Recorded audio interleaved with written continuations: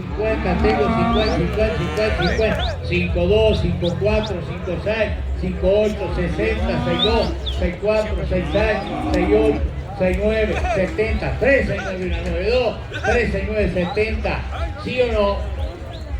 ¿Sí o no? Saliendo de Alvear y pidiendo a los tíos. ¡Buen viaje! ¡Suerte! ¡Suerte! ¡Suerte! Que Dios nos acompañe. Gracias, tía. Chao, chao. Llegando a Malargüe, nos falta media hora más o menos y tenemos la imagen de atrás de la cordillera. Así que a llegar a Malargüe y ver si nos instalamos con la carpa. Buen día.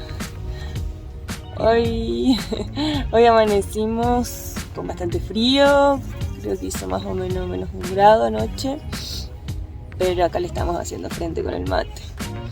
Y proyectando a ver para dónde salimos el día de hoy. Estamos en Malargüe, a ver qué recorrido hacemos, si para el Sosñado o hacemos las leñas. Estamos proyectando ahí a ver qué hacemos hoy.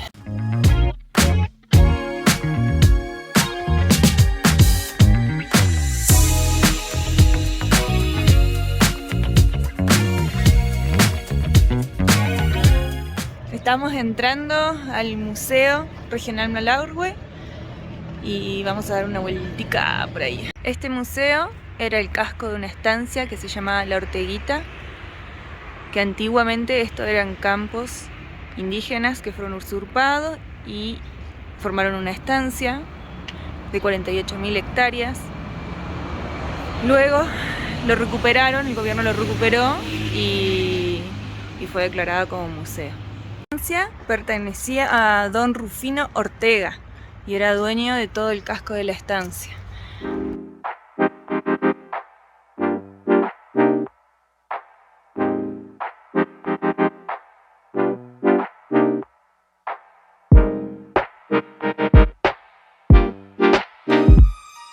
Acá hay restos de lo que fueron los antiguos pobladores acá de toda la zona de la cordillera. Ese es un bastón de mando del medio. Esto viene derivado de los mapuches, hay punta de flecha, restos óseos. Eso lo usaban todo para intercambio. Obsidiana, que es la piedra volcánica que se usaba para hacer punta de flechas o herramientas. Está muy bueno este museo. Los morteros. Y eso es una flauta. No saben cómo, con qué elementos y piedra con piedra fueron tallando todos los agujeritos, porque en ese momento la tecnología que había era nula. Estos son restos de telas de guardapampa de la época, y esto que es hermoso son los collarcitos que hacían y pulseras, todo tallado en piedra. Y acá muestran un entierro, ahí donde se encontraron 5 tumbas juntas, y entre eso estaban estos collares, que miren lo que es el detalle que tiene. Y ahí tiene un resto, este particularmente tiene un resto fósil. Ahí se notan mejor las piedritas talladas. Se inauguró en el 2000 con esta máquina. Funcionó varios años tocando melodías campanadas porque tiene un sistema de una cajita musical, se le daba cuerda y sonaba cada tanto horas y melodías. Tiene 102 años y se trajo de México. Se descalibró, entonces optaron por ponerle algo más moderno allá. Otro dato, que el dueño de la estancia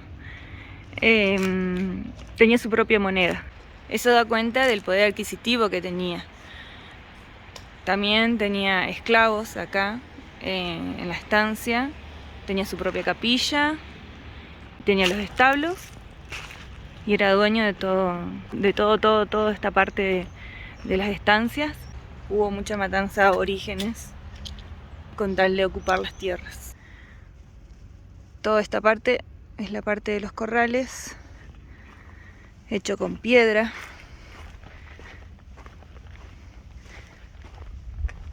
Está dividido, ahí se ve bien la parte de las piedras. Acá justo hay una herradura.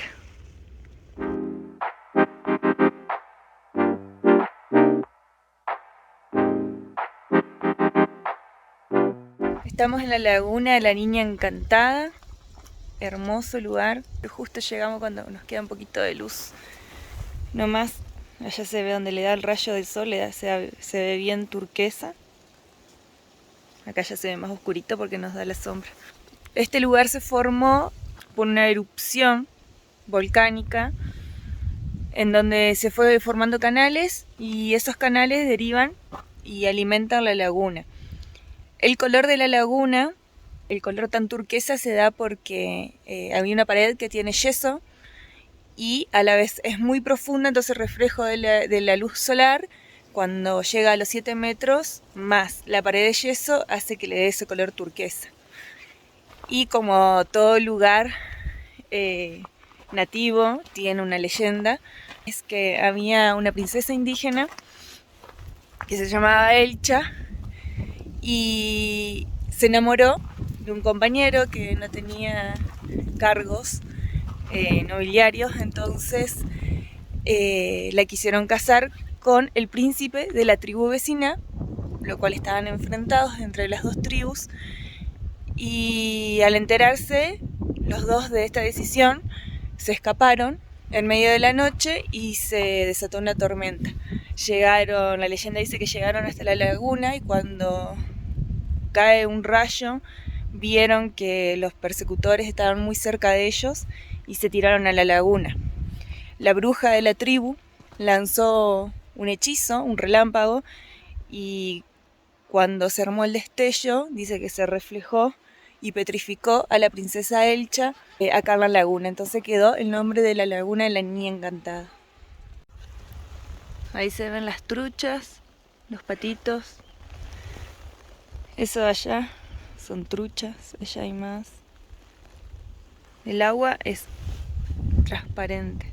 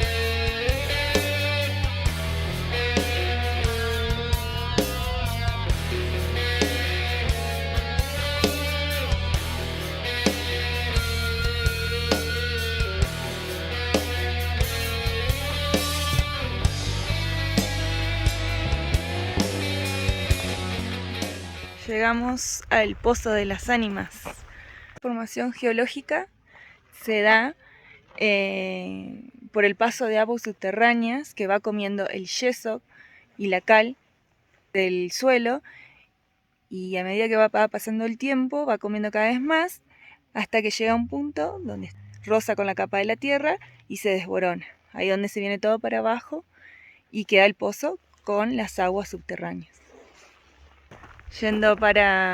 Pasamos los molles y yendo para Valle Hermoso, Las Leñas y bueno, recorrer un poco los valles que hay acá, están muy bonitos.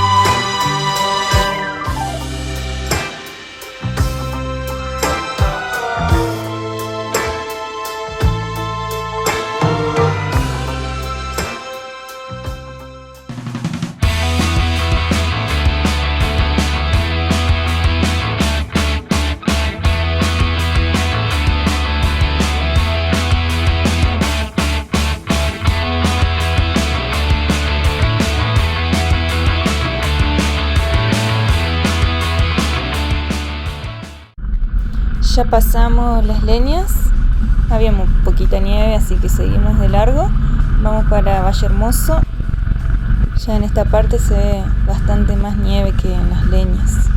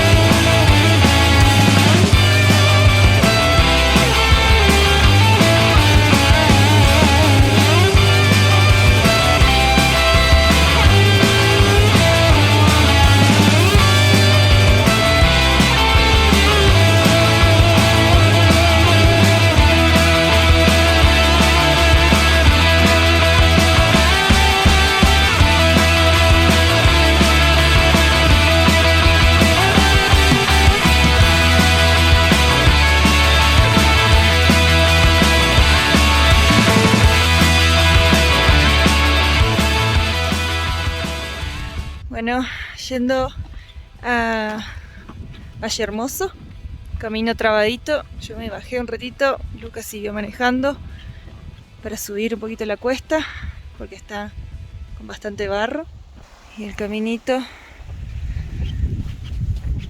es está bastante flojo, barro. Vamos a seguir.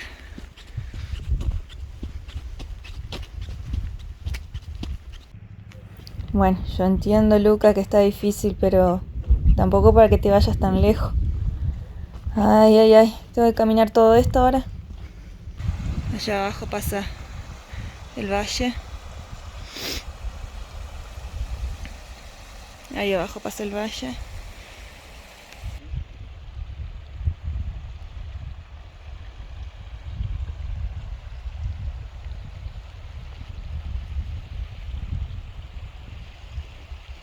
Valle Hermoso, frío por acá, y nos han dicho que Malargüe es una de las ciudades más frías de Argentina. No sé si será cierto, pero ya varias personas con las que nos cruzamos nos han dicho eso. No sé cuántos grados habrá acá, está fresco, sí, hay nieve, anoche nevó, pero tampoco hay tanta nieve como en otras oportunidades porque bueno, el calentamiento global y demás hace que cada año haya menos nieve. No podemos bajar hasta el valle porque recién cruzamos una camioneta y nos dijo que está congelado el camino para abajo, que para bajar no habría tanto problema. El tema de subir con el camino congelado se pone difícil, tiene que ser en un vehículo 4x4, así que bueno, acá igual tenemos una foto y una panorámica hermosa desde acá arriba. Podemos ver todo el valle y las montañas. Bueno, como no pudimos seguir camino, ya es la hora de almorzar. Empanaditas que hicimos anoche. Anoche hicimos unas empanaditas de salir, esas podíamos volver tarde después del almuerzo. Exacto. Entonces bueno, vamos a comer acá. Y seguimos viaje luego. Tenemos una vista excelente, así que a almorzar.